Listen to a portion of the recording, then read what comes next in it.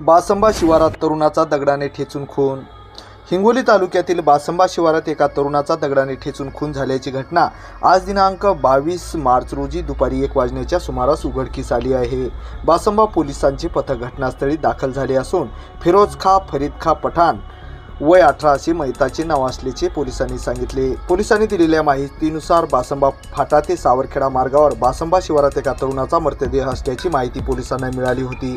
त्यावरून पोलीस अधीक्षक श्रीकृष्ण कोकाटे, अपर पोलीस अधीक्षक अर्चना पाटील यांच्या मार्गदर्शनाखाली उपअधीक्षक अंबादास भुसारे, बासंबा पोलीस ठाण्याचे सहाय्यक पोलीस निरीक्षक विकास आडे, उपनिरीक्षक मदन गव्हाणे यांच्या पथकाने तातडीने घटनास्थळी धाव घेतली। पोलिसांनी परिसरात शोध घेतला असता रस्त्यालगत शेतात एक तरुणाचा मृतदेह दिसून आला। मृतदेहाचा चेहरा दगडाने ठेचलेला दिसून आला, तर बाजूला मोठे दगड व एक लाकडी दांडा पडलेला दिसून आला आहे। त्यामुळे या तरुणाचा खूनच झाल्याचे स्पष्ट झाले आहे। दरम्यान पोलिसांनी मयत तरुणाची ओळख पटविण्यासाठी परिसरातील बेपत्ता तरुणाची माहिती घेण्यास सुरुवात केली। यामध्ये येळी येथील फिरोज खा फरीद खा पठाण हा बेपत्ता असल्याची माहिती मिळाली। त्यावरून पोलिसांनी पठाण कुटुंबाला घटनास्थळी आणल्यानंतर त्यांच्या आईने सदर मृतदेह फिरोज खा यांचा असल्याचे सांगितले।